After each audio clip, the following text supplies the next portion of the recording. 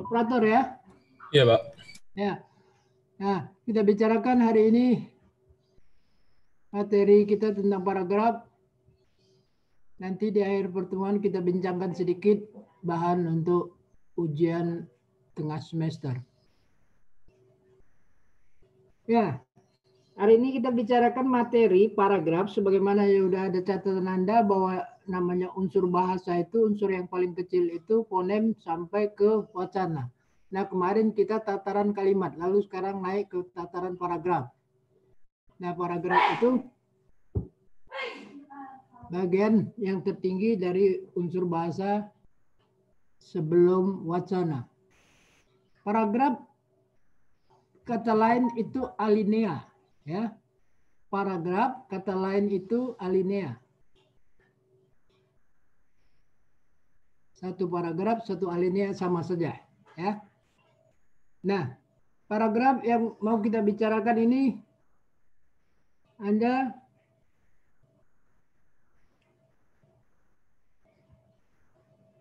belajar, kita simpulkan saja nanti 3 hal yang harus Anda ingat kalau bicara tentang paragraf.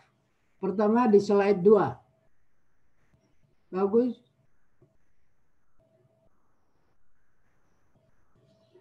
Nanti hanya 3 slide saja yang perlu Anda ingat berhubungan dengan paragraf ini. Paragraf itu apa? Atau apa itu paragraf? Nah, asal ketemu dengan paragraf atau alinea, harus Anda pikirkan itu 5 hal. 5 hal ini berkaitan dengan paragraf. Kalau bicara paragraf, harus Anda ingat itu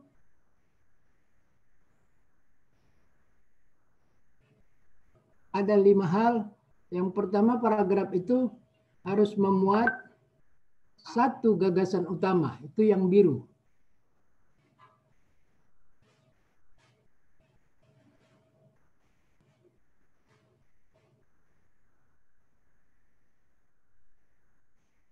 Lalu Anda tahu bahwa paragraf itu seperti yang namanya unsur bahasa, kumpulan huruf menjadi kata, kumpulan kata menjadi frasa, kumpulan frasa menjadi kalimat, kumpulan kalimat menjadi paragraf, kumpulan paragraf menjadi wacana.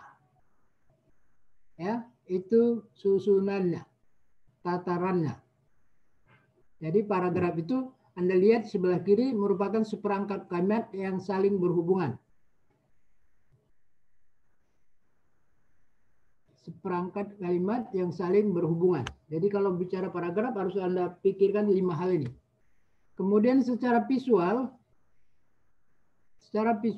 yang namanya paragraf itu bisa Anda lihat dengan 2 bentuk, yaitu berhubungan dengan format. Format ada yang format yang bertaku atau masuk menjorok, itu 1 tab. Kalau Anda lihat di buku, apa saja buku itu biasanya jelas. Itu kalau masuk 1 tab itu batas 1 paragraf. Atau ada yang membuat batas paragraf itu dengan spasi merenggang. Biasanya teksnya itu 1 spasi, 1,5 spasi, lalu antar bab dibuat jadi 2 atau 2,5 atau 3. Nah, itu jadi batas paragraf. Itu secara visual. Anda bisa melihat batas paragraf.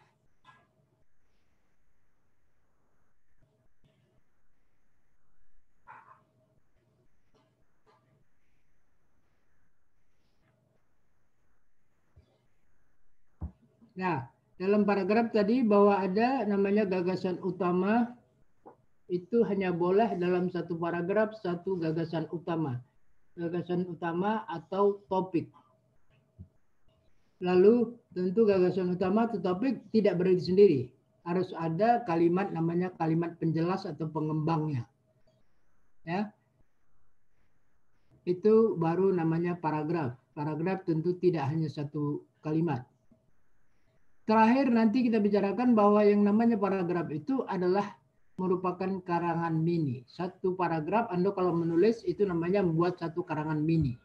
Itulah gambaran pertama tentang paragraf.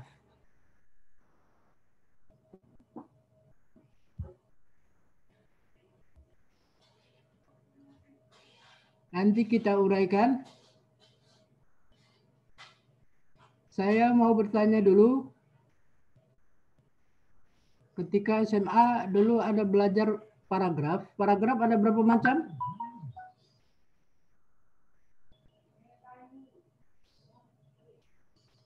Halo? Ada 3, Pak. Suaranya tidak kedengaran. Halo? Halo, Pak. Ya. Silakan. Ada 3 jenis, itu ada paragraf deduktif, induktif, dan campuran. Iya, itulah yang selama ini dipelajari ya. Itu tidak salah.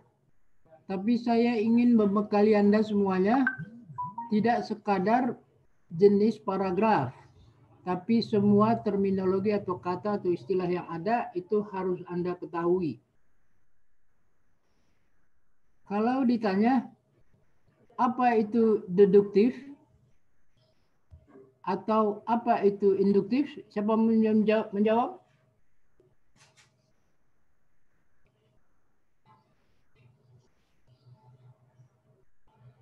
Halo? Izin menjawab, Pak.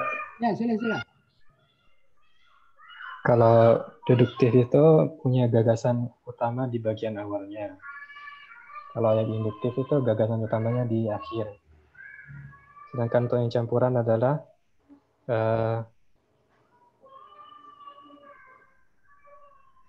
ada di awal dan akhir, Pak. Gagasan utamanya. Iya, kalau Anda berpikirnya pertanyaannya apa itu paragraf deduktif atau induktif. Pertanyaan saya, apa itu induktif, apa itu deduktif? Ini makanya agak susah selalu memahami pertanyaan.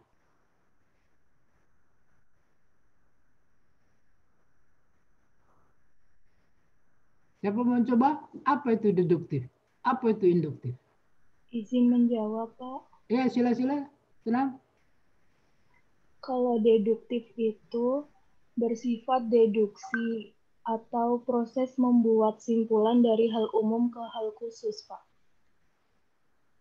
Anda nomor berapa? Nomor urut 20, Pak. 20, Nurma. Ya, bagus. Keras-keras juga ngomong supaya yang lain dengar. Ulangi lagi. Deduksi itu bersifat deduktif itu bersifat deduksi atau proses membuat simpulan dari hal umum ke hal khusus. Satu lagi.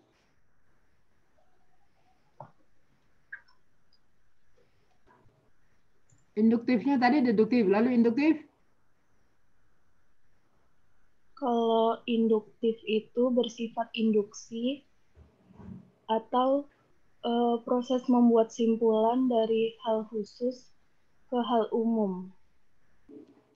Iya, dari konsepnya Anda sudah dapat.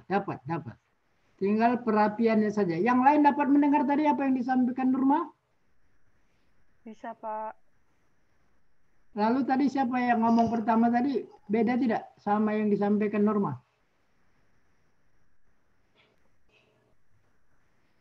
Halo? Ya, Pak.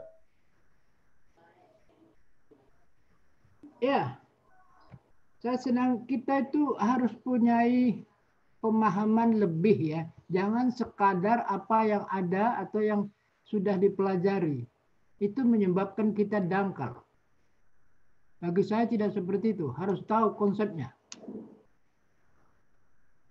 Nah, saya mau bantu supaya menambah wawasan Anda. wawasan itu jauh lebih penting, bukan sekadar kita menghafal apa yang tertulis. Ya, tapi konsepnya supaya kita bisa berbagi. Kalau kita paham, kita bisa berbagi. Tapi kalau kita tidak paham, tentu tidak bisa berbagi. Nah, saya mau kasih pemahaman lebih dahulu. Deduktif dan induktif itu merupakan terminologi filsafat awalnya. Merupakan terminologi filsafat. Anda tahu filsafat itu adalah ilmu, adalah induk segala ilmu pengetahuan. Maka lazimlah beberapa kata atau terminologi di filsafat itu diambil oleh semua disiplin ilmu. Di antaranya ilmu bahasa mengambil. Ilmu-ilmu yang lain juga mengambil.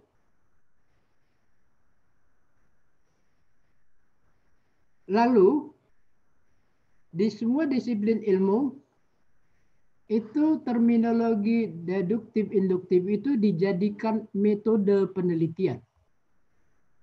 Dijadikan metode penelitian. Metode penelitian deduktif atau induktif itu jika nanti Anda pun membuat KTTA, itu penelitian Anda harus melakukan metode mana? Deduktif atau induktif. Kalau Anda mau menguji di lapangan, itu artinya Anda menggunakan metode deduktif.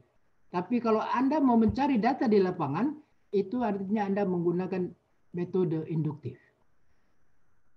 Nanti saya kasih gambaran lagi. Maka itu nanti hasilnya itulah yang disampaikan oleh siapa tadi?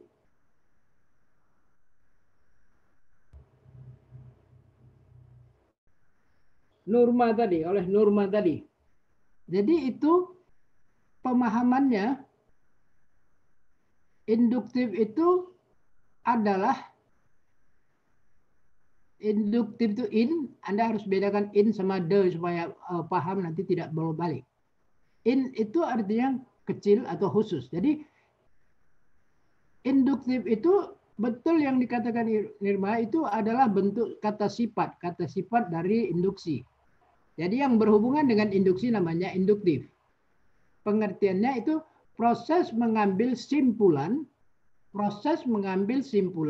dari hal yang khusus ke hal yang umum. Itulah induktif. Karena tadi dijadikan sebagai metode penelitian. Dari hal yang khusus ke hal yang umum. Proses mengambil simpulan ya, bukan mengambil kesimpulan. Karena kesimpulan itu beda dengan simpulan. Hasil melukis namanya lukisan, hasil menulis namanya tulisan, hasil menyimpulkan namanya simpulan. Jadi proses mengambil simpulan itu mulai dari hal yang khusus ke hal yang umum. Itu namanya metode induktif. Metode deduktif itu proses mengambil simpulan dari yang umum ke yang khusus. Hal yang khusus.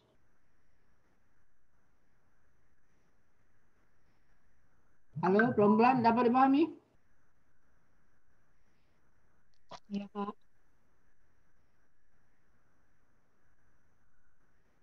Dengan demikian, maka terminologi itu dipakai oleh semua disiplin ilmu. Nah, di dalam bahasa, ini masalah peletakan yang dikaitkan dengan paragraf, ini hanya letaknya saja. Kalau dikatakan paragraf deduktif, itu gagasan utama atau topiknya berada pada bagian awal paragraf. Hanya di situ saja. Tidak ada konsepnya, pemahaman tadi untuk mencapai simpulan. Ya, jadi itu sangat sederhana saja, hanya meletakkan pada bagian saja pada penggunaan paragraf itu. Paragraf deduktif adalah topik atau gagasan utamanya berada di awal paragraf. Induktif berarti berada di akhir paragraf. Hanya sekadar itu saja. Tapi konsepnya tidak ada di situ. Maka saya sampaikan istilah itu istilah yang sudah populer semua disiplin ilmu.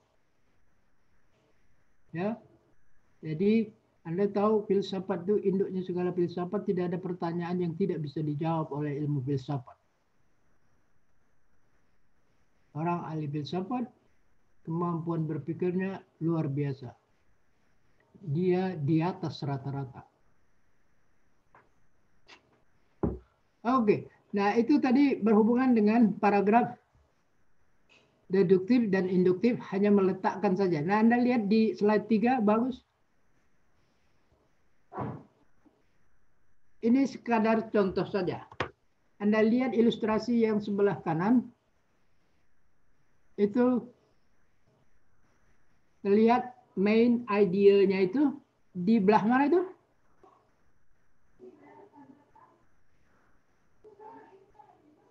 Di atas, Pak.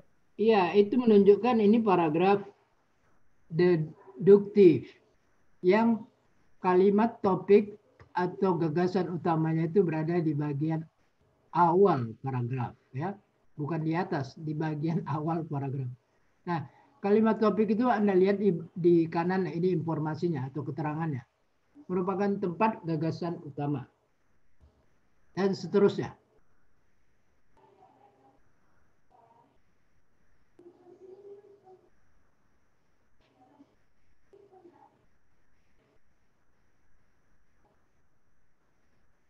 Anda lihat di situ, ilustrasi itu, ini paragrafnya ada 3, ini ditandai dengan spasi atau renggang spasi, ya.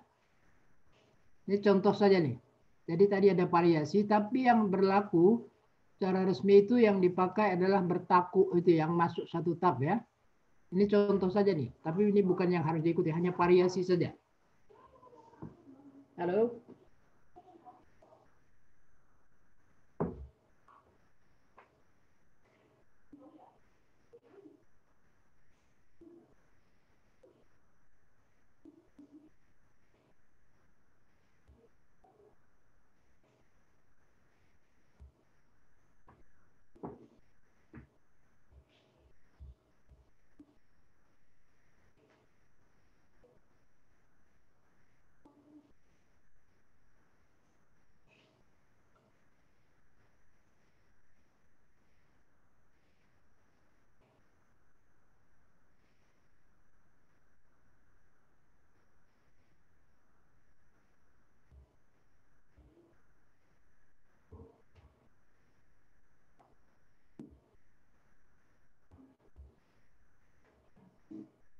Ya, itu yang harus Anda pikirkan. Yang namanya paragraf hanya memuat, itu tadi ilustrasi yang slide 2, hanya memuat satu gagasan utama. Selainnya kalimat merupakan kalimat penjelas atau pendukung. Dalam paragraf syaratnya tidak boleh ada 2 gagasan utama atau topik. Kalau ada 2 gagasan utama atau topik, maka paragraf itu harus dipecah menjadi 2 paragraf.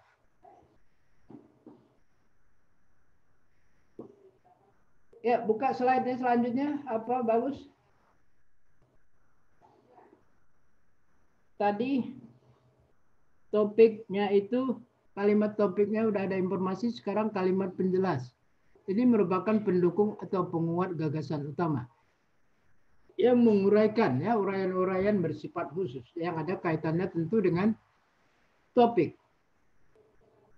Lalu kalimat penjelas itu semuanya akan diuraikan menggunakan konjungsi, ya, konjungsi.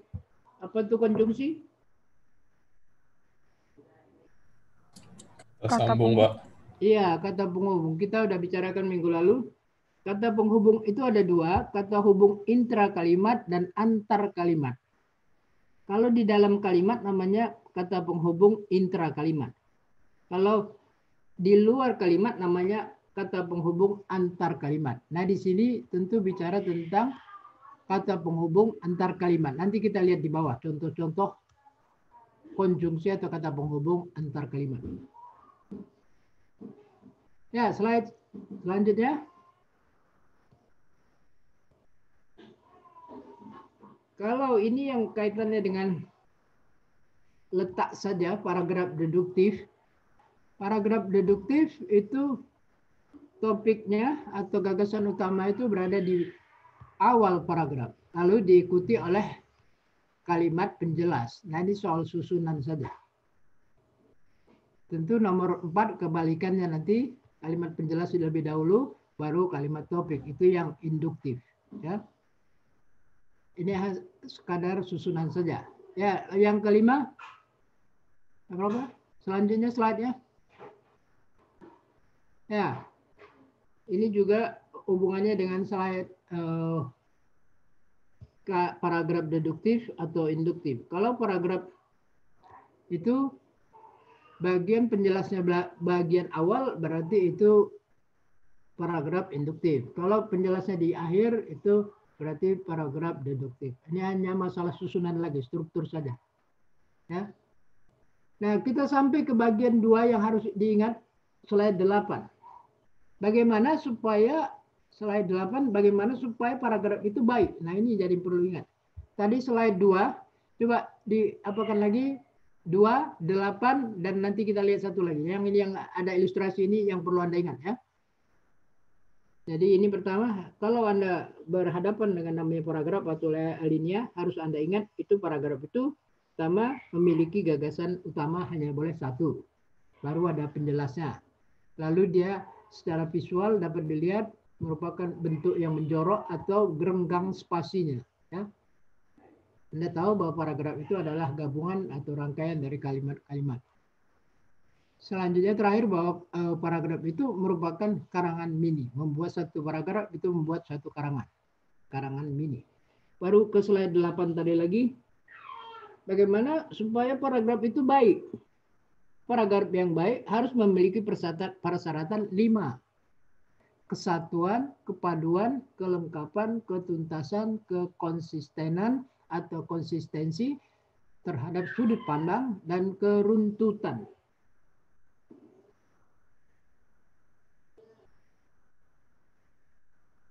Anda tahu apa arti kean dalam bahasa Indonesia?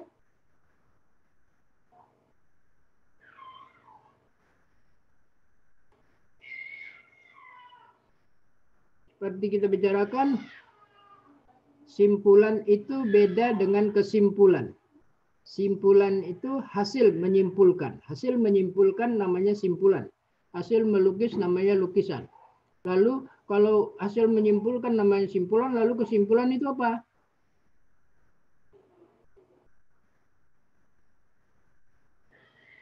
Halo?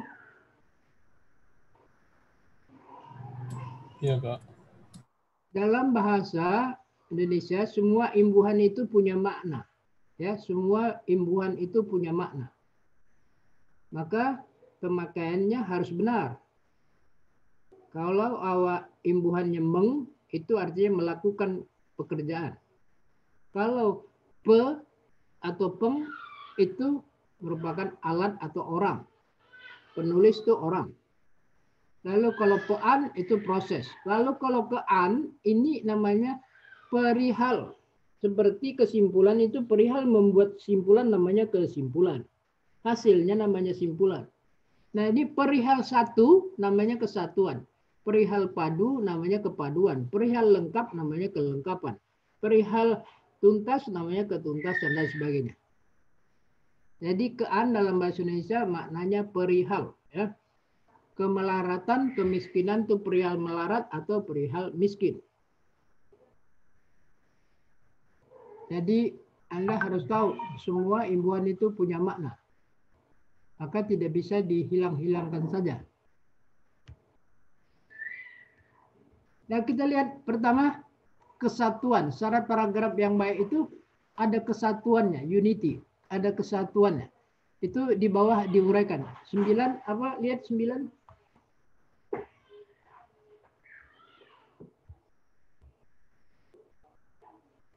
Jadi paragraf itu memiliki kesatuan jika mengandung satu gagasan utama. Hanya mengandung satu gagasan utama. Kalau ada 2 gagasan utama, maka dia harus dipecah menjadi 2 paragraf. Jadi setiap paragraf hanya membicarakan satu permasalahan.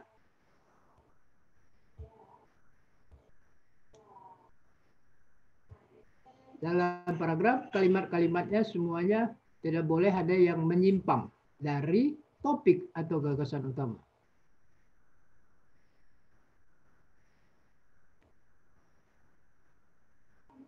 Dengan kata lain, saya mau menyampaikan nanti Anda jika membuat namanya karya tulis, harus diperhatikan Anda ketika membuat kalimat, paragraf yang Anda gunakan itu sudah mengikuti aturan atau belum. Nah, itu harus perhatikan. Inilah makanya syarat-syaratnya sebelum Anda menulis, ini dikasih pembekalan lebih dahulu. Halo? Terdengar, Pak. Ya, nanti kita menjelang semester, itu ada materi kita tentang membuat karya ilmiah. Nanti Anda menulis. Tulisan Anda akan saya perhatikan bagaimana Anda membuat kalimat dan paragraf. Yang sekarang ini kita bicara pembekalan tentang paragraf itu. Ini kesatuan ya. Jadi ada di benak Anda yang bagaimana supaya paragraf itu bagus, ada kesatuannya dengan pengertian bahwa di dalam paragraf itu hanya mengandung satu gagasan utama. Kalau tidak ada hubungannya maka dia harus dikeluarkan. Tidak boleh ada yang menyimpang. Penjelasannya semuanya harus yang mengarah mendukung tentang topik atau gagasan yang dibicarakan. Ya, selanjutnya atau contohan ini, setelah ini contoh selalu ada pembicaraan, ada contoh. Anda lihat aja contoh yang selanjutnya.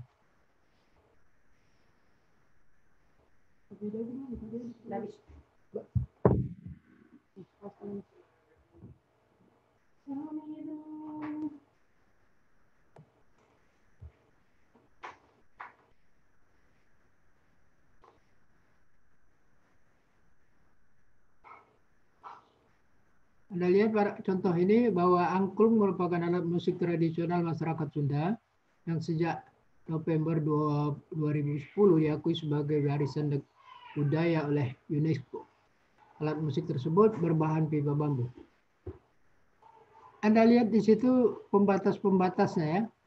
Pada awalnya, nah ini sudah cerita lain. Nah, ini namanya penjelasan ya, kalimat penjelas. Intinya hanya sampai alat musik tersebut berbahan pipa bambu.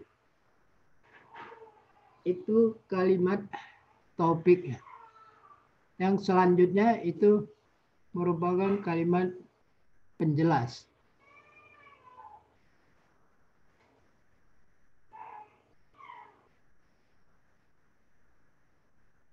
Kalimat penjelas boleh 2, boleh 3, bergantung pada topik yang dibicarakan.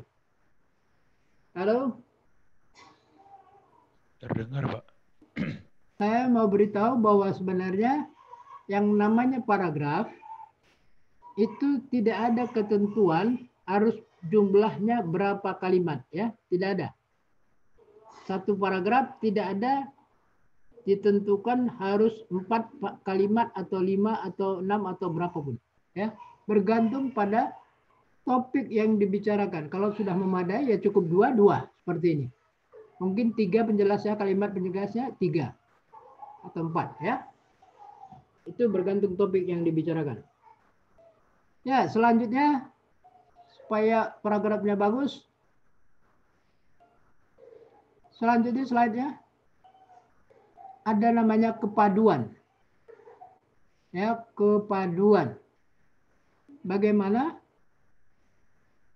supaya paragraf itu padu, maka harus disusun kalimat-kalimat yang di dalam itu secara sistematis dan logis. Apa arti sistematis? Terstruktur, Pak. Gimana? Terstruktur. Runtut. Biasakan selalu pertanyaannya itu dipahami ya. Saya minta selalu pertanyaan paham betul. Ini paragraf bagaimana supaya paragraf itu padu, maka diperlukan jalinan kalimat yang sistematis. Apa arti sistematis? Berurutan, Pak. Iya. Yang lain coba? Teratur, Pak. Bagaimana? Ya, itu lebih jauh, lebih baik ya. Sistem itu adalah keteraturan. Jadi sistematis kembali seperti norma tadi, biasakan itu sistematis kata sifat.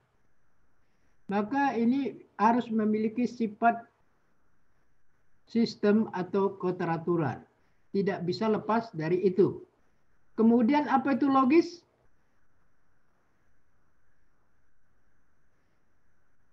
Halo? Apa itu logis? Masuk akal, Bang. Masuk akal. Saya selalu ingatkan bagaimana cara menjawab. Saya selalu mengatakan fokuskan ke kata itu dulu, baru sinonimnya. Sesuai dengan logika, Pak. Iya, begitu. Atau masuk akal gitu. Biasakan seperti itu, step by step apanya? Menjawabnya. Anda nanti akan diingat orang, Anda menjawab dengan benar. Jadi kembali ke kata itu dulu gitu. Jadi sistematis itu bersifat sistem. Artinya mengikuti aturan. Lalu logis itu artinya bersifat logika atau berhubungan dengan logika. Dengan kata lain masuk akal. Itu enak begitu jawabnya. Dan Anda akan diingat orang. Apa saja harus kembalikan ke kata itu dulu. Seperti Norma tadi menjawab dengan baik tadi sudah. Dia tahu menjawab apa itu yang dikatakan induktif tadi adalah kata sifat. Lalu pengertiannya itu bagus. Biasakan seperti itu menjawab pertanyaan ya. Semuanya tanpa beda-beda. Jadi bagaimana paragraf itu supaya padu, maka dia harus dijalin hubungannya antar kalimat itu secara sistematis dan logis. Ini artinya di dalam paragraf itu harus ada namanya koherensi. Pernah dengar kata koheren bahasa Inggris? Halo? Pernah, Pak. Pernah, Pak. Apa itu artinya?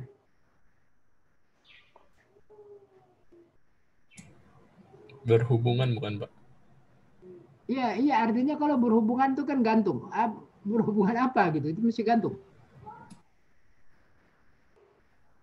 Koheren dalam bahasa Inggris, koherensi dalam bahasa Indonesia.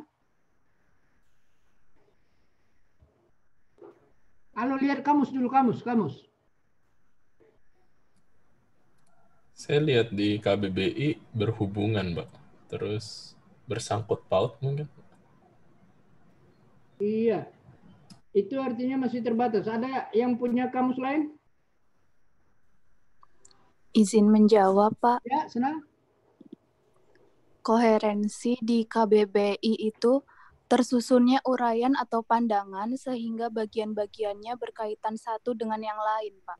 Ya, itu yang maksud saya memang itu. Jadi ini tadi jalinan itu tersusun dengan baik. Itu makanya dengan kata lain saya katakan tadi yang sistematis dan logis itu sama dengan koherensi tadi itu.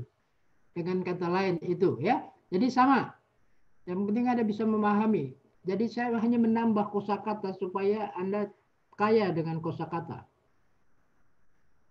Karena saya penyusun kamus banyak kata yang bisa saya sampaikan, tapi saya harus membatasi juga. Halo, dapat dipahami dengar? Dapat, Pak. Ya, bagus. Nah, itu artinya dalam satu paragraf itu disusun dengan baik secara sistematis dan logis, sehingga makna dalam paragraf itu menjadi mantap dia, itu yang disebut padu itu. Tidak terjadi pembiasan di dalam satu paragraf. Jadi diusahakan paragraf itu kalimat yang mendukung di dalam semuanya itu harus padu. Ya. Bagaimana harus padu? Nah, itu juga harus disajikan dengan menggunakan itu yang namanya kata penghubung antar kalimat. Supaya dia padu. Penghubung antar kalimat dan alat kohesi. Kohesi, coba siapa tahu apa arti kohesi? Kalau tidak tahu, lihat kamus.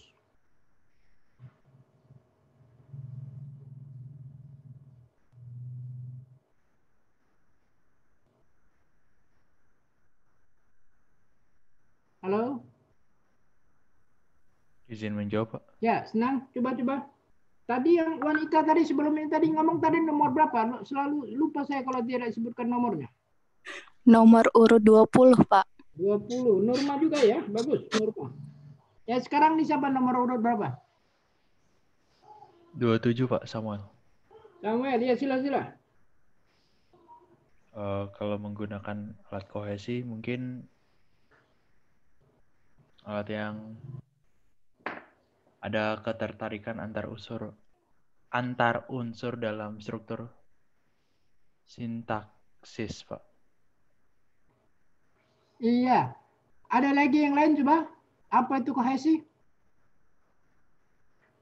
Izin menjawab, Pak. Ya, sila. Nomor urut 5. 5. Jadi kohesi itu, Ya, sila dia. kohesi itu hubungan yang erat dan perpaduan yang kokoh, Pak. Iya.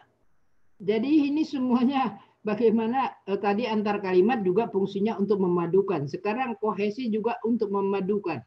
Supaya dalam paragraf itu pemahamannya tadi itu padu atau memang mantap dia dalam satu ikatan paragraf itu ya. Itu dilekatkan karena antar kalimat itu ada penghubungnya. Tidak bisa tanpa ada alat penghubungnya. Nah, alat penghubung itu antar kalimat, nanti kita lihat di bawah contoh-contoh antar kalimat. Lalu alat kohesi ada di bawah. Silakan buka alat kohesi. Ada gramatikal dan leksikal di bawah. Ya, slide-nya di bawah. Ya.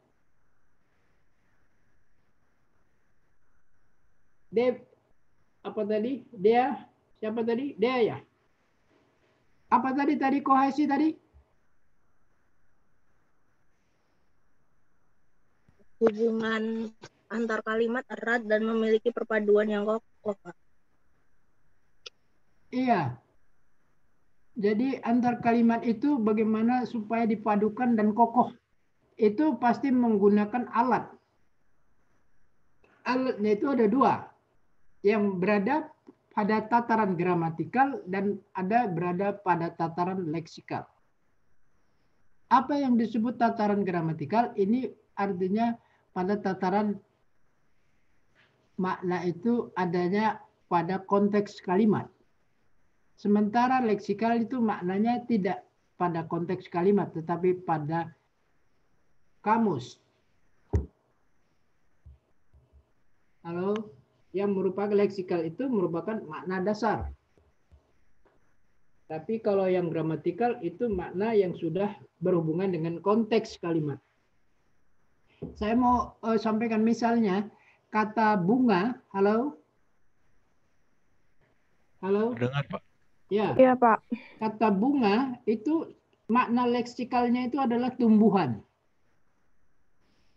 Tapi kalau dia sampai gramatikal itu bisa bukan artinya tumbuhan. Itu contohnya misalnya kata dia pergi ke bank untuk mengambil bunga tabungannya. Nah, bunga di situ bukan lagi tumbuhan. Sudah beda. Atau dia itu termasuk bunga desa misalnya. Nah, bunga desa itu tidak ada hubungannya dengan tanaman. Halo? Iya, Pak. Iya, Pak. Ya, Iya, itu Pak. jadi kaitannya seperti itu ya. Jadi yang namanya leksikal itu makna dasarnya, makna konsepnya. Nah, kalau udah gramatikal itu makna pada konteks kalimat. Oke, itu apanya konsep gramatikal dan leksikal. Sekarang referensi. Referensi itu pengacuan. Pengacuan ini tentu juga induknya ya. Pengacuan itu ada macam-macam. Ada substitusi. Ini penyulihan. Misalnya begini, maksud saya, kalimat pada pembicaraan kita tentang kalimat majemuk, misalnya, kan ada mahasiswa yang cantik itu tidak hadir kuliah hari ini karena dia sakit. Nah, dia itu mengacu ke mahasiswa. Itu mereferensi ya artinya. Tapi bisa diganti namanya substitusi menjadi dia. Tidak mahasiswa terus. Halo? Benar, Pak. Iya, jadi bisa bervariasi. Penggantiannya itu penyulihannya namanya. Dan ada itu kalau dalam konteks kalimat, kalau dalam hal kohesi ini pilihan kata ke bawah nih misalnya repetisi itu bisa diulang-ulang, bisa ganti sinonimnya, bisa ganti antonimnya, bisa hiponimnya, bisa meronimnya. Itu kalau mau mengganti kata atau mau memakai kata. Jadi misalnya nanti ada contoh di bawah. Karena contoh saya hanya mengatakan bahwa ini dapat digunakan dalam memadukan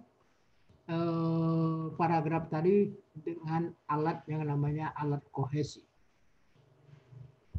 Supaya juga kalimat tidak ada orang kan membuat kalimat seperti bahasa atau kalimat anak TK. Pasti itu berulang-ulang.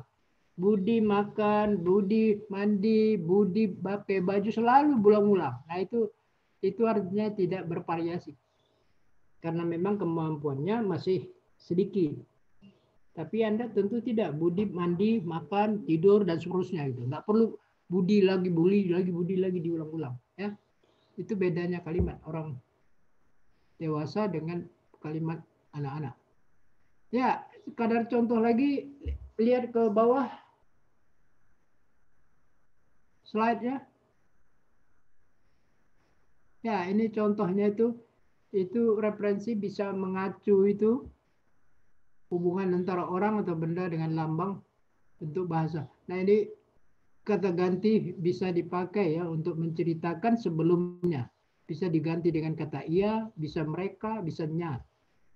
Misalnya saya katakan Tono pergi ke pasar. Ia membeli baju misalnya. Ia membeli sayur. Ya, Tono nggak beli sayur kali ya. Beli apa ya? Beli beras kali. Jadi bisa diganti dengan iya ya. Halo? Ya Pak. Ya, Pak. Ya. Mereka juga misalnya mahasiswa STAN ini jurusan akuntansi hari ini sedang kuliah. Bisa juga kalimatnya menjadi mereka sedang kuliah. Itu artinya mewakili penggantinya ya kata mereka. Tapi harus diingat bahwa bahasa Indonesia itu punya budaya yang berbeda dengan bahasa Inggris. Kalau bahasa Inggris boleh kata mereka untuk menggantikan bukan manusia. Sementara di Indonesia harus hanya bisa menggantikan untuk manusia. Jadi kalau di Inggris dia memelihara ayam dan anjing. Lalu bisa diganti ayam dan anjing menjadi mereka dikasih makan setiap hari. Ya kalau dalam bahasa Indonesia tidak boleh. Ayam dan anjing diganti mereka. Kalau dalam bahasa Inggris boleh. Itu budaya beda ya. Saya katakan sebelumnya juga bahwa budaya Inggris itu beda dengan budaya Indonesia. Budaya itu menunjukkan warna dari bahasanya. Jadi bahasa memperlihatkan budaya. Lalu kalau misalnya bukunya udah diambilnya itu atau buku si Tuti sudah diambilnya. Nah itu nyanya itu mengacu jelas pada orang ya. Ini misalnya dalam kalimat misalnya pakai itu, ini, itu kalau berhubungan pengganti atau ganti penunjuk. Dan seterusnya. Nah ini hanya referensi untuk mengacu berhubungan dengan persona atau kata ganti orang, kata ganti penunjuk. Ya silakan kalau ada yang mau bertanya, senang.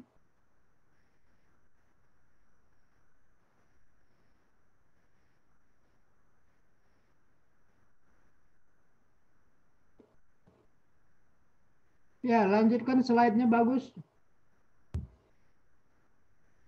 Ini contoh substitusi. Penyulihan. Kiai Haji Abdul Rahman Wahid itu dapat disulih, disubstitusi menjadi Gus Dur. Dapat juga disubstitusi atau dialihkan menjadi Presiden keempat RI. Halo, semuanya melihat? Ya, Pak. Terlihat, Pak. Iya, Ya. Pak. Pertanyaan saya, mana yang benar? Presiden keempat RI atau Presiden RI keempat? Keempat Presiden RI. keempat RI, Pak. Pelan-pelan, baru ngomong. Pikir dulu, ngomong, kasih tahu nama Anda.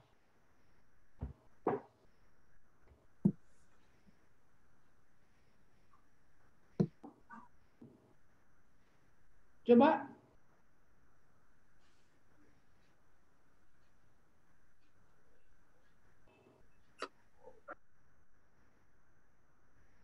Siapa mau coba menjawab? Izin Pak, Ya, silakan. urut 22. 22. Ya, Reza Gustina, sila. Ya, menurut saya yang benar itu Presiden keempat RI, Pak. Iya, dengan argumen selalu setiap kali ada pernyataan harus ada argumen. Ya, Presiden keempat RI berarti artinya Presiden itu urutan keempat. Sedangkan Presiden RI keempat ini mengacu pada RI-nya yang 4, Pak. Iya, dengan kata lain saya mau mengatakan Anda benar. Jadi yang benar itu Presiden keempat RI ya. Artinya presidennya memang betul sudah berganti. Ini yang keempat. Tapi kalau sempat Presiden RI keempat itu berarti RI-nya berganti setiap ganti presiden. Maka itu tidak logis. Apa tadi logis? Sesuai dengan logika. Atau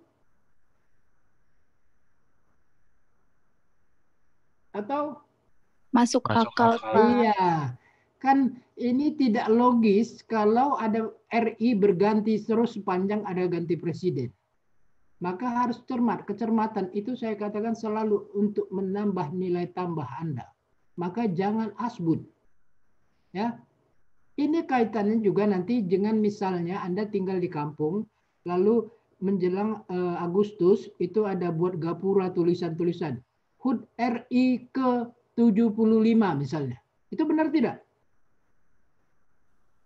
Salah, Pak. Jadi Kurang yang tepat.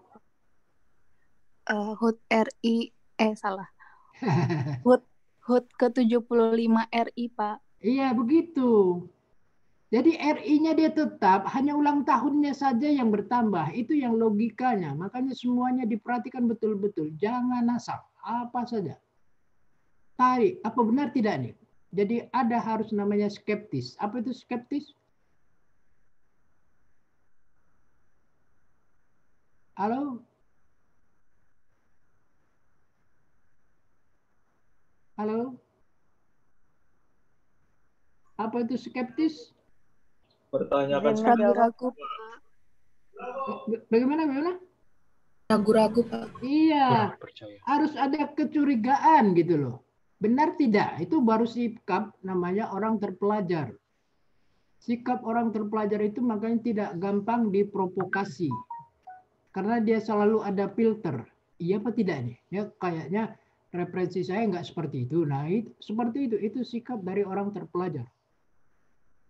Jadi ada skeptis ya. Itu nanti kita bicarakan di karya ilmiah, sikap ilmiah. Supaya Anda miliki. Ya, jadi yang benar tadi itu Presiden keempat RI ya. Nanti Anda saya katakan tadi di kampung-kampung kalau ada gapura menulis, kalau salah dituliskan Anda suruh perbaiki. Beritahu. Jangan diam saja. Halo? Iya, Pak. Ya, itu artinya Anda sudah ambil peran nanti kalau Anda ada di situ. Karena selama ini yang ditulis itu tidak pernah berpikir. Yang penting di sana tulis bagaimana, lalu ditulis di sini seperti itu. Hanya fotokopi saja. Tidak tahu konsepnya benar atau tidak. Nah, Anda tidak bisa seperti itu lagi. Harus Anda mikir. Maka selalu saya katakan mikir sejenak itu jauh lebih besar manfaatnya.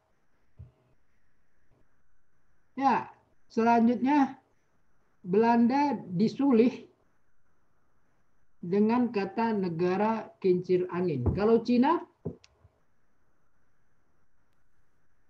disulih dengan tirai bambu, Pak. Iya, bagus. Nah, ini penting wawasan. Memang harus seperti itu. Banyak wawasan harus Anda miliki. Kalau kita memiliki banyak wawasan, ketemu dengan siapa saja enak. Nyambung.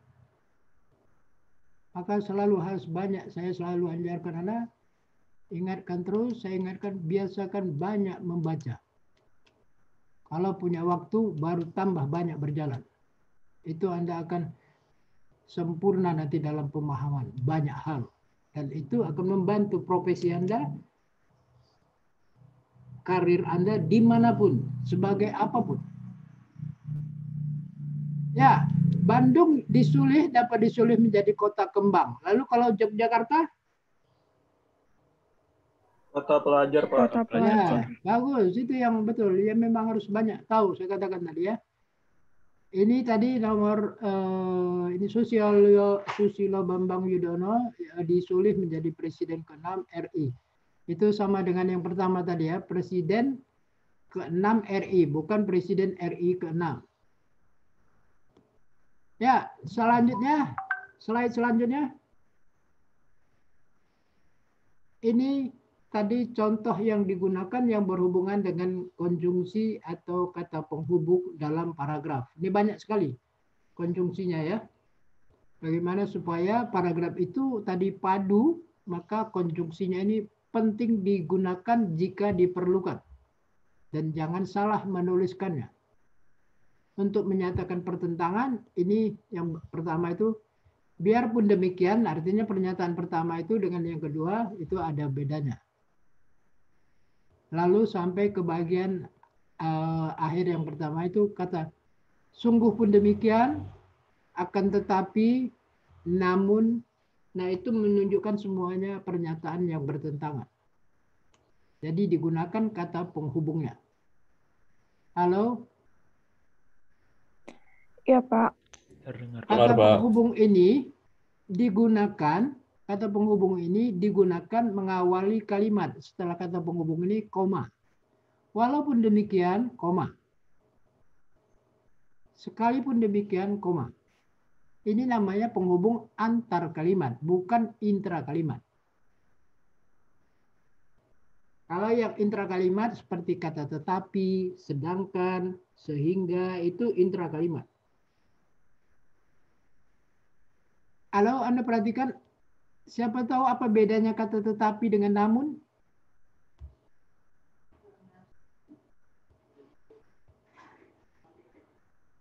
Tetapi dan namun itu dari segi makna sama. Tetapi dalam pemakaiannya beda. Tetapi itu tadi saya katakan penghubung intra kalimat, sedangkan namun itu penghubung antar kalimat. Halo? Iya, Pak. Jadi Anda nanti membaca teks buku apa kalau pakai kata namun di dalam intra kalimat berarti dia tidak paham. Anda membuat jangan seperti itu. Lihat saja buku atau teks atau koran. Kalau sudah bisa ada yang menggunakan kata namun di antar kalimat, itu berarti yang benar. Kemudian kata penghubung atau konjungsi untuk kelanjutan, kemudian sesudah itu, setelah itu, nah itu kelanjutan namanya ya. Lalu mengacu ke sebalikan, ya sebaliknya. Menyatakan keadaan sebenarnya, sesungguhnya, dan bahasanya. Itu selanjutnya. Ya, ini semuanya kata penghubung. Lalu slide selanjutnya, lanjutan. Nah itu kata bahkan, kecuali, di samping itu, oleh sebab itu, oleh karena itu, jadi, dengan demikian. Nah itu semuanya namanya kata penghubung antar kalimat ya. Jadi Anda sekarang sudah melihat bahwa banyak sekali kata penghubung antar kalimat. Ini semuanya mengawali kalimat setelah kata itu koma. Oleh sebab itu koma. Oleh karena itu koma. Jadi koma. Dengan demikian koma ya.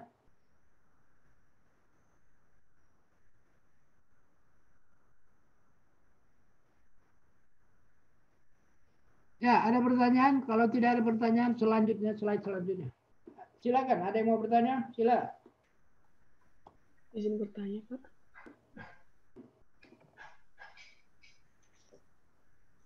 Bisa diulangi, Rumiris, itu kurang keras suaranya.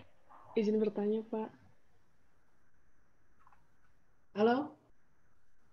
Iya, Pak, Rumiris Sirait, izin bertanya. Iya, yang keras-keras, suaranya masuknya kecil sekali. Oh, nomor 24, Pak. Rumiris, sila. Iya, Pak. Berarti, Pak, gak ada syarat ya, Pak, untuk kapan kita harus mengakhiri paragraf yang udah kita buat? kecuali memang kalimat penjelas untuk gagasan itu sudah selesai, Pak.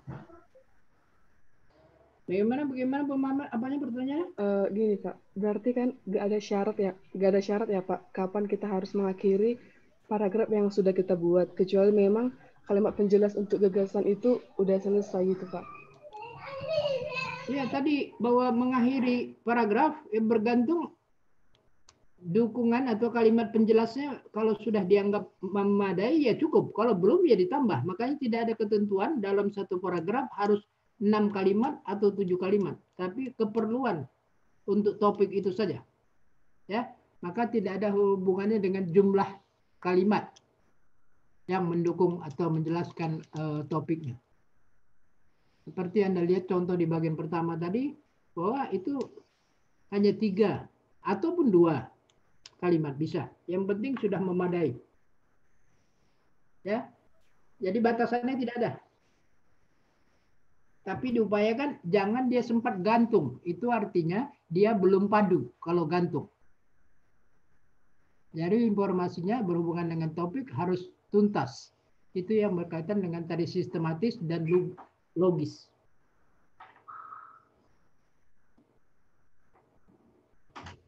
Ya, yang lain.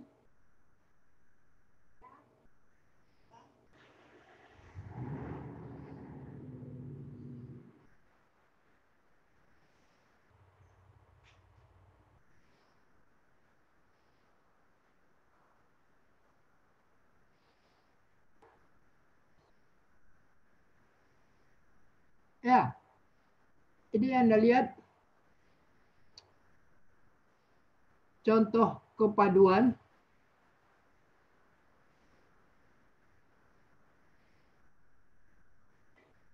Apa yang menyebabkan ini padu? Ini hanya melekatkan kata bahkan. Anda lihat di tengah. Yang lain itu contoh dari referensi substitusi. Misalnya Lionel Messi itu disebut dengan bintang timnas.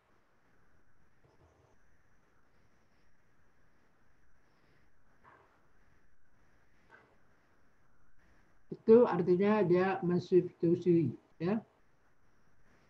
Boleh juga disubstitusi menjadi suaminya Antonella Roccuzzo. Itu disubstitusi lagi, ya. Itu contoh bahwa tidak harus disebut lagi nama si Messi. Tapi bagaimana menghubungkan antara bagian awal atau beberapa kalimat itu, ini digunakan kata penghubung atau konjungsi bahkan. Setelah dia menjadi pemenang 9 gelar, lalu ini bahkan katanya, bahkan Messi menjadi pencetak gol terbanyak. Nah, ditambah lagi. Itu artinya memandukan lagi, ya. Kata bahkan itu alat untuk memandukan. Halo? Iya, Pak. Iya, Ya. Pak. Nah, ini gambaran saja yang dikatakan padu itu di samping di dalamnya ada referensi atau substitusi, juga ada alat bantunya yang untuk supaya padu, ya. Itu digunakan. Di antaranya kata bahkan. Ya, selanjutnya slide selanjutnya apa, Ebi? Ini ketuntasan. Apa arti tuntas?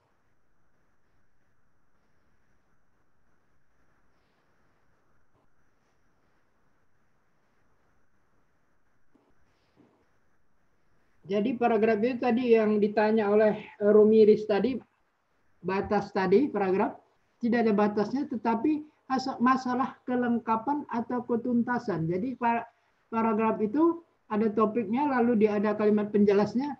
Penjelasnya sudah mengandung informasi yang mendukung lengkap atau belum. Nah itu saja. Kalau sudah lengkap ya sudah. Ya, jadi informasi dari kalimat pendukungnya sudah memadai, ya cukup. Itu namanya kelengkapan atau ketuntasan. Jangan sempat gantung. orang mesti bertanya lagi. Itu berarti paragrafnya belum padu.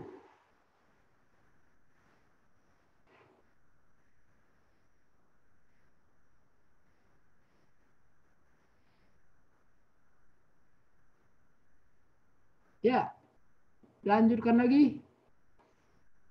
Ini contohnya saja. Tuntas itu kalau informasinya sudah lengkap. Nah, ini misalnya pria ini adalah seorang insinyur ternama Indonesia, Profesor R.M. Widiatmo. Dikenal atas penemuannya mengenai fondasi untuk bangunan yang disebut cakar ayam. Sistem fondasi cakar ayam sangat sederhana hingga sangat cocok diterapkan di daerah yang sukar mendapatkan peralatan modern dan tenaga ahli. Sampai batas-batas tertentu, sistem ini dapat menggantikan fondasi tiang pancang untuk gedung berlantai 3 sampai 4 misalnya. Sistem cakar ayam biayanya akan sama dengan fondasi tiang pancang 12 meter.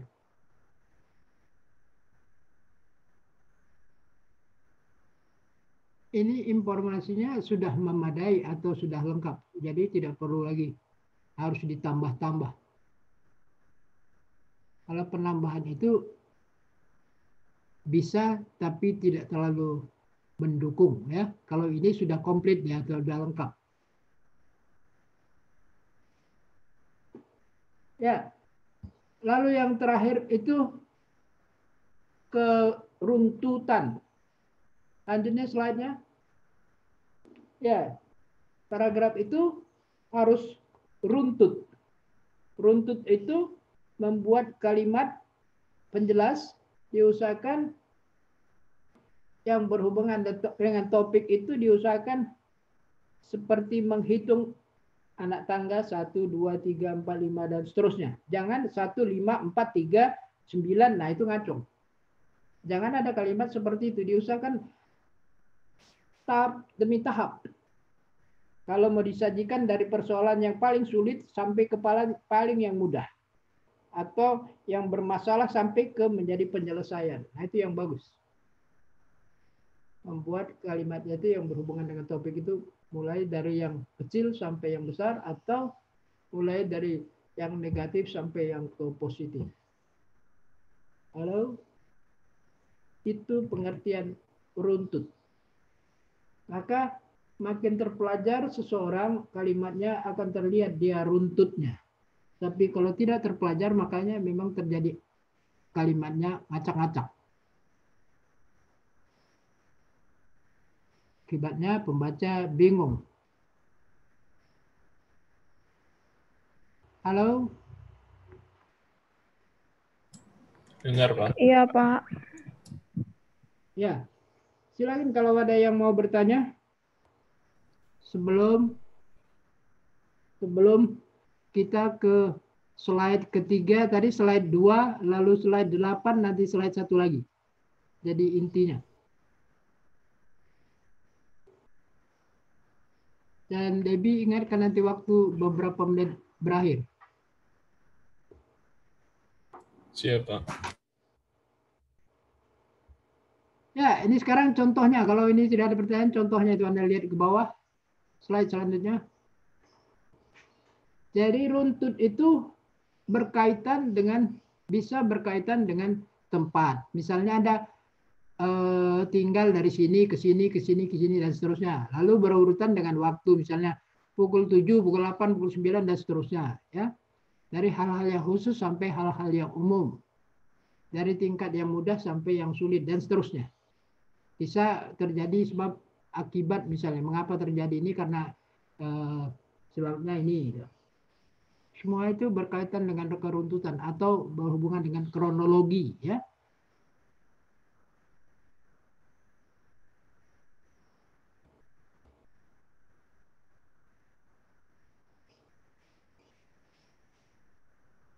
Maka Anda pun latihan menulis supaya tulisan Anda itu lama-lama baik. Tidak mungkin Anda bisa menulis dengan baik kalau baru sekali menulis.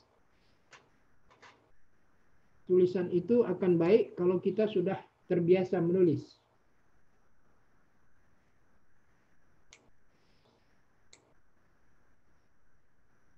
Halo? Iya, Pak. Nanti Anda harus latihan nanti di karya ilmiah. Tapi sebelumnya silakan aja kalau Anda ada waktu, silakan aja buat tulisan. Saya belum tanya, nanti kita bicara dengan kayu ilmiah. Apa itu namanya artikel, apa itu makalah, semuanya harus jelas supaya Anda paham betul, Anda bisa berbagi sama saya. Itu yang perlu saya beri sama Anda semuanya. Saya bekali Anda supaya Anda bisa mandiri dan bisa bermanfaat bagi orang lain. Meskipun pertemuan kita hanya 1 semester yang sangat kilat, tapi saya harus bisa membekali Anda. Maka saya senang jika Anda banyak bertanya. Dengan bertanya Anda banyak tahu. Manfaatkan waktu pertemuan kita. Anda belajar 12 tahun dibandingkan Anda belajar dengan saya nanti cuma 1 semester.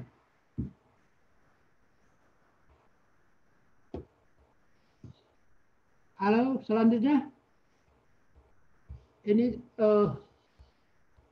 contoh saja. Ya, selanjutnya.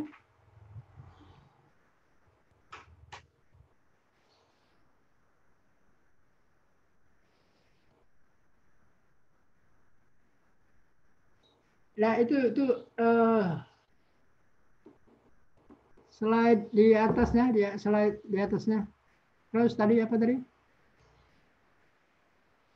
Ini apa nih?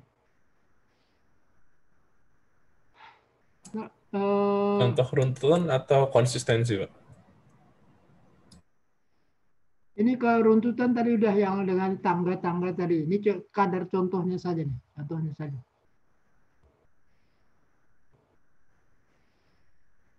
Tadi 21 itu kemungkinan jenis-jenisnya. Apakah urutan waktu atau tempat dan lain-lain. Nah, ini yang bawah contohnya.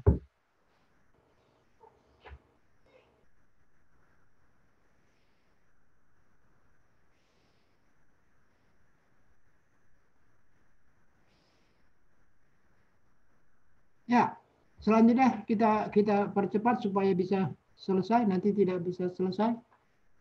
Apa arti konsisten? Halo?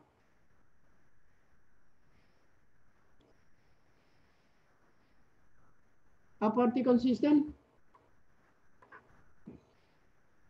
Ini tadi bagian dari syarat paragraf yang baik. Itu harus konsisten. Apa bahasa Indonesia-nya konsisten? Izin menjawab, Pak. Ya. Tetap atau tidak berubah-ubah. Itu stabil. Yang lain coba menjawab.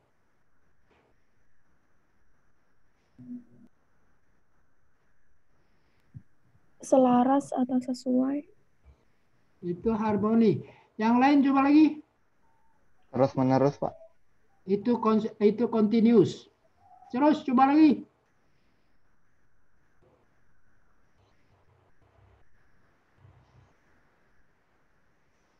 Halo.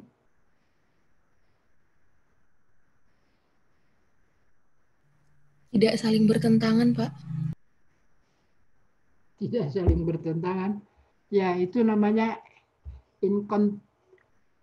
incompatible ya. Tapi bukan itu yang maksud saya. Yang lain? Ketetapan, Pak. Ketetapan. Ya, saya mau mengatakan ini harus tahu ya bahwa semua terminologi, makanya saya senang kalau Anda bertanya, saya katakan. Karena tidak mungkin bisa saya sampaikan seluruhnya. Konsisten itu bahasa Indonesianya itu taat asas. Taat asas.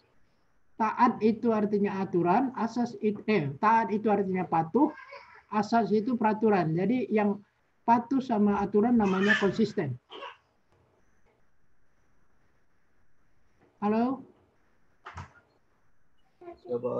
Siap, Pak. Jadi mencari orang yang konsisten, yang taat pada aturan itu bagus. Jadi carilah orang yang konsisten.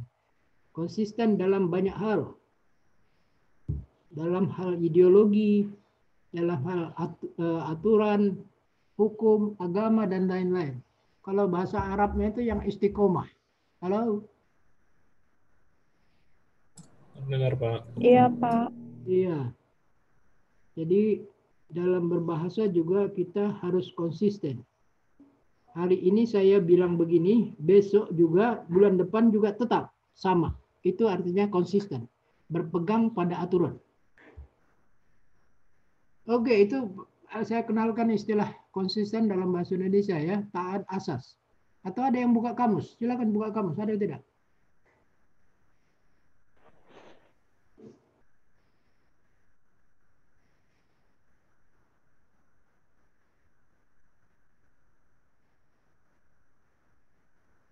Ada?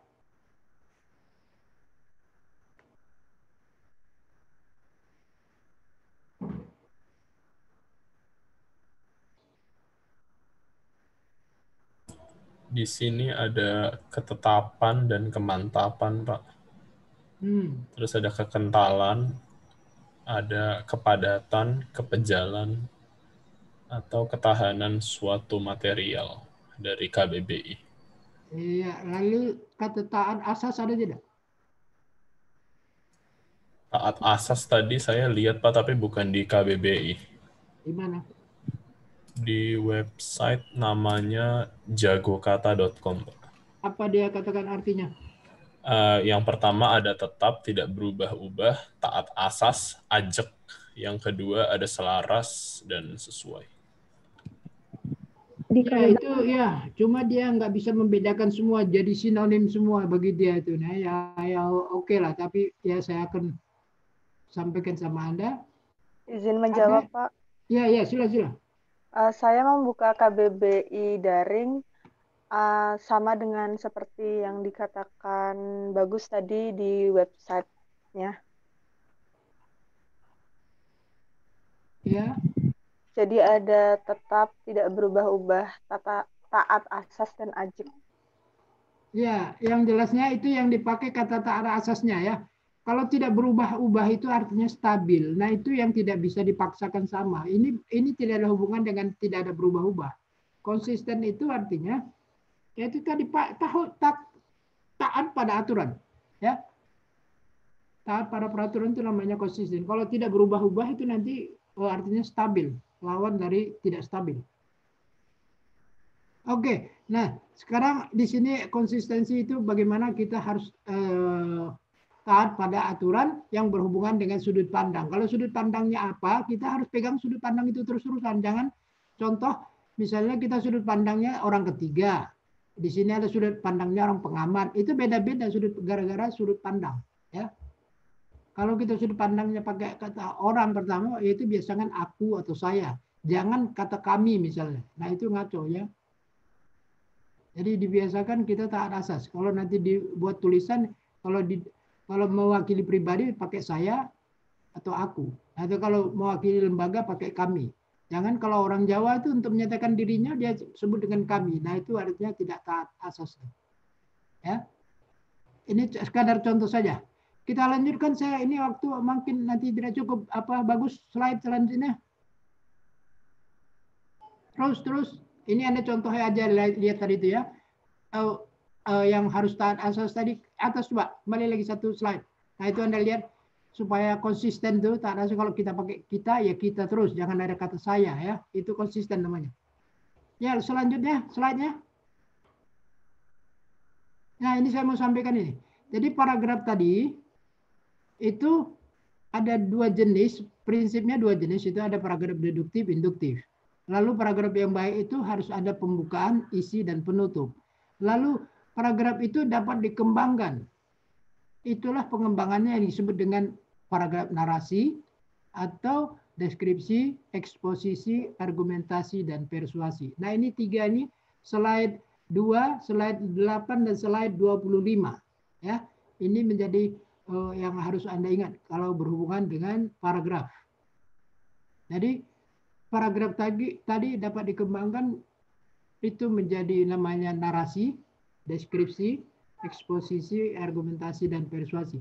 Narasi itu paragrafnya berhubungan dengan cerita-cerita. Mungkin di Jawa Barat cerita Sangkuriang dan lain-lain. Lalu deskripsi ini bicara tentang uraian, ya. Uraian. Misalnya Anda di kampus, di ruangan Anda deskripsikan Di dalam ruangan ada satu meja dosen, ada 30 kursi mahasiswa, ada satu papan tulis atau whiteboard. Nah, itu Anda uraikan, itu namanya deskripsi. Lalu eksposisi. Eksposisi ini pemaparan dan kegunaan. Ya. Contohnya Anda kalau membeli ponsel, tentu yang baru ya, atau mobil atau televisi, selalu ada namanya manualnya, buku petunjuknya. Itu namanya bentuk dari eksposisi, ya, paragraf eksposisi. Halo? Iya, Pak. Iya, Pak. Iya. Dan semua ilmu, disiplin ilmu, jika membahas sesuatu itu namanya berhubungan dengan paragraf argumentasi. Nah, inilah yang jadi pedoman saya. Maka setiap kali Anda buat pernyataan, itu harus mengandung argumentasi yang didasarkan pada referensi. Nah, ini argumentasilah salah satu dasar saya menyampaikan belajar bahasa Indonesia itu, di samping pertama bahwa bahasa itu harus logis dan juga dia harus memiliki argumentasi. Ini dasar saya mengajarkan Anda, tidak mengajarkan menghafal bahasa, tapi belajar berpikir. Baru argumentasi itu, setiap argumentasi akan memperlihatkan paragraf itu ada masalah, ada solusi, dan ada simpulan. Itu argumentasi. Lalu persuasi itu ini berhubungan dengan bagaimana mengajak orang lain, mempengaruhi orang lain, tapi sifatnya yang positif. Nah, ini biasa dilakukan oleh guru, dosen, penceramah, dan lain-lain. Dengan demikian, izin Pak mengingatkan sisa waktu 10 menit. Oh ya, bagus ya, bagus. Ya, ini makanya saya percepat ini supaya nanti dibicarakan. Jadi Anda harus mengingat bahwa paragraf itu dapat dikembangkan yang namanya narasi ya. Atau Anda mau bertanya, sekarang ini bahasa tentu juga dipakai di dunia politik. Silakan, mungkin Anda mengaitkan, pernah dengar di televisi atau di baca di koran dan lain-lain. Berhubungan bahasa yang dipakai di politik. Silakan, mungkin ada mau bertanya. Bahasa ini bukan untuk kalangan terbatas, tapi menyeluruh. Karena tidak ada ilmu pun yang tidak menggunakan bahasa. Jadi ruang lingkup bahasa sangat luas. Izin bertanya, Pak. Senang, silakan. Keraskan dikit suaranya. Ya, tapi bukan di bidang politik, Pak. Silakan. Kalau misalnya membuat novel atau komik gitu, itu apakah harus pakainya bahasa formal, Pak? Tidak, itu yang dikecualikan ya. Untuk novel, komik itu dikecualikan. Itu ada namanya lisensia poetica, dikasih kebebasan. Baik, terima kasih, Pak. Ya, Anda tadi nomor berapa? Nomor urut 6, Pak. Diva Bagus, Pak. Oh ya, bagus. Ya. Sila yang lain. Saya kasih waktu cepat. Siapa mau tanya? Anda bebas bertanya apa saja.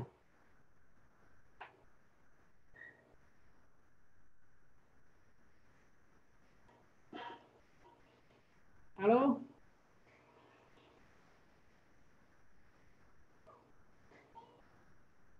Silakan bertanya apa saja.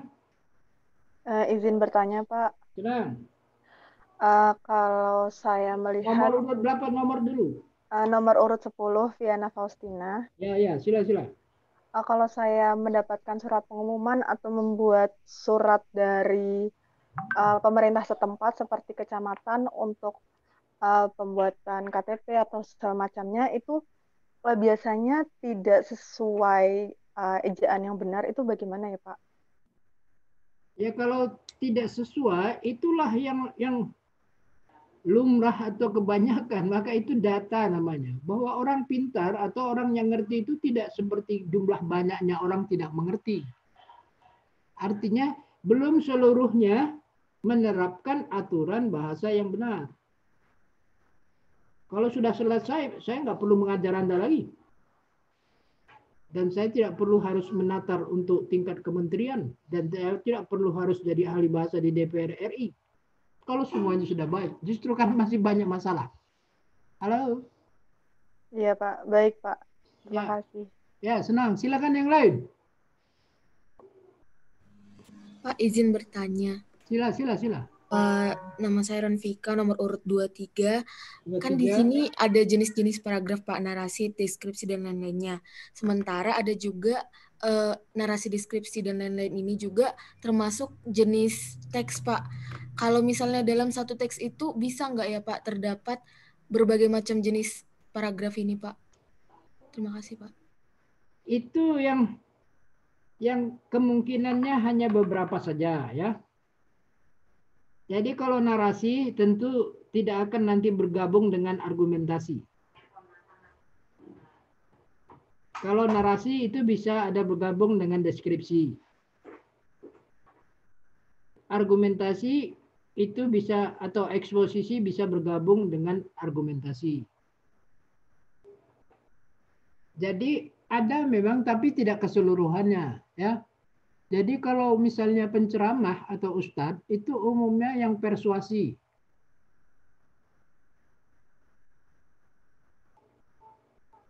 Lalu kalau Anda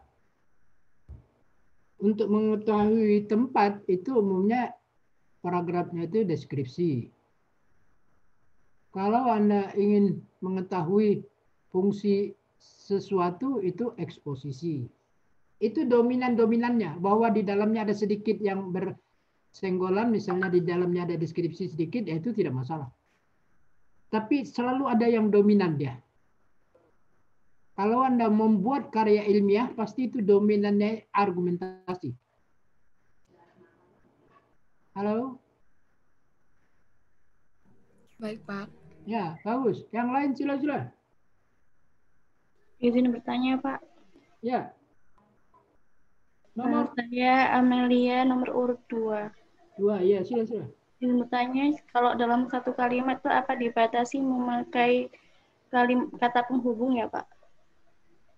Bagaimana pertanyaannya?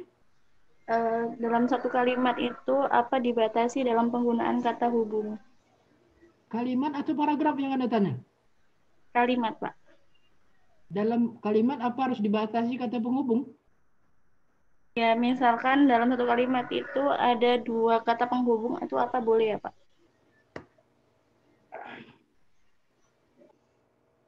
Kemarin kita bicara itu kalimat itu ada 2 jenis. Ada kalimat tunggal, ada kalimat majmu'. Kalau dia kalimat majmu' tidak boleh ada kata penghubung 2. Karena kalimat majmu' itu, terutama kalimat majmu' bertingkat, itu seharus satu induk, satu anak. Tapi kalau kalimat majmu'nya kalimat majmu' setara, tidak ada induk kalimat dan anak kalimat. Dan itu sudah ditentukan kata penghubungnya. Kalau yang namanya kalimat majmu' setara, kemarin ada kata dan, atau, tetapi, lalu. Nah itu kalau digunakan berarti kalimat majmu' setara. Kalau pakai jika, pakai ketika, pakai walaupun, dan seterusnya karena, itu berarti kalimat majmu' bertingkat. Nah kalau kalimat majmu' bertingkat harus satu saja digunakan kata penghubungnya sebagai anak kalimat. Ya, dibaca ulang lagi dan komunikasi dengan teman, biasakan berdiskusi supaya pemahamannya sama. Halo? Baik, Pak. Terima kasih. Ya, silakan yang lain.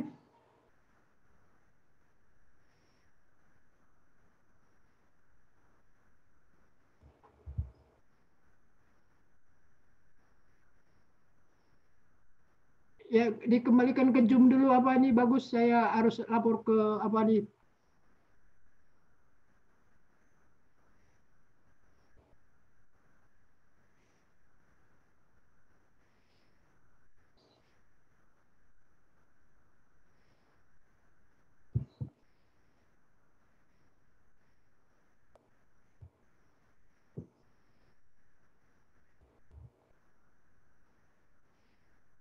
Ya, kita akhiri pertemuan ini. Semoga Anda semuanya sehat semua. Dan kita bicarakan sedikit tentang UTS ya. Minggu depan Anda kan udah ujian ya? Iya, Pak. Ya, bahan ujian tetap apa yang sudah kita bicarakan. Pertama yang berhubungan dengan ejaan. Nanti kalau ada teks, Anda perbaiki ejaannya, lihat ejaannya. Lihat pilihan katanya. Lihat kalimatnya strukturnya benar tidak. Jadi pilihannya nanti ada ujian pilihan ganda, ada pertanyaan atau esai dan ada kasus. Bagaimana pendapat Anda tentang masalah itu, ya? Itu bagiannya, ujiannya ada. Kemudian materi tetap yang saya katakan berhubungan semua dengan ejaan. Jadi saya anjurkan semua membaca apa yang sudah dibagi berhubungan dengan PPT itu. Anda lihat-lihat lagi, baca. Jadi habit Anda, kebiasaan Anda membaca, ya. Itu yang saya ingatkan selalu. Jadi kegemaran Anda untuk membaca. Ubah kegemaran Anda jadi kegemaran membaca. Supaya ilmu itu Anda banyak miliki. Lalu yang berkaitan dengan ejaan, pilihan kata dan kalimat itu yang nanti diujikan pada ujian tengah semester. Ujian hanya ada 2 ya, ujian tengah semester dan ujian apa Samuel? Akhir semester, Pak. Apa? Ujian tengah semester sama akhir semester. Iya, ujian akhir semester itu nggak ada ya, itu yang salah, nggak nalar itu. Nggak logis itu. Ujian hanya 2, ujian tengah semester dan ujian semester. Tidak ada ujian akhir semester. Anda mau sudah berakhir besok? Tidak. Nah itu makanya salah. Nggak banyak yang tidak mau bernalar. Tapi saya harus pelan-pelan mengajak orang supaya bernalar. Jadi yang ada cuma ujian tengah semester dan ujian semester. Tidak ada ujian akhir semester. Tapi selalu dikatakan UAS, ujian akhir semester. Ngaturnya begitu, karena konsep tidak pernah mau mikir. Pokoknya bagaimana dulu begitu saja gitu. Nggak pernah koreksi di pikiran. Mana mungkin baru masuk kuliah langsung ujian akhir semester, karena ngaco itu. Itu makanya banyak yang harus dibenahi. Pelan-pelan, makanya saya mengajak Anda supaya berpikir. Lalu yang benar Pak, bagaimana Pak? Ya ujian hanya ada ujian tengah semester dan semester. Nah semesternya itu bagaimana? Ada 2 semesternya, ada semester ganjil, ada semester genap. Itu yang betul.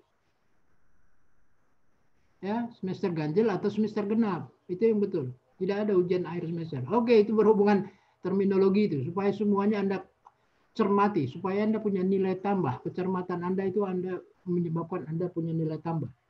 Maka saya ajak Anda supaya punya nilai tambah, saya katakan. Saya akan bekali Anda dalam waktu 1 semester yang sangat kilat ini. Supaya Anda punya nilai tambah jauh berbeda dari yang sudah Anda peroleh. Ya, pertemuan ini kita akhiri karena waktunya sudah suntuk. Lalu saya ucapkan selamat ujian. Anda ujian tidak perlu khawatir kalau nilai otoritas saya. Yang saya ingatkan sekali, Anda ikuti semua aturan PKN STAT. Jangan ada masalah di situ. Kalau ada masalah di situ, saya tidak bisa bantu. Oke, dapat dipahami? Siap, paham Pak. Bisa Pak. Oke, kalau begitu sudah selamat ujian. Nikmati saja. Tidak ada yang perlu dikhawatirkan. Ya, selamat ujian. Terima kasih atas perhatian Anda semua. Billahi taufiq wal hidayah. Assalamualaikum warahmatullahi wabarakatuh. Waalaikumsalam warahmatullahi wabarakatuh. Terima kasih Pak. Terima kasih Pak. Sama-sama.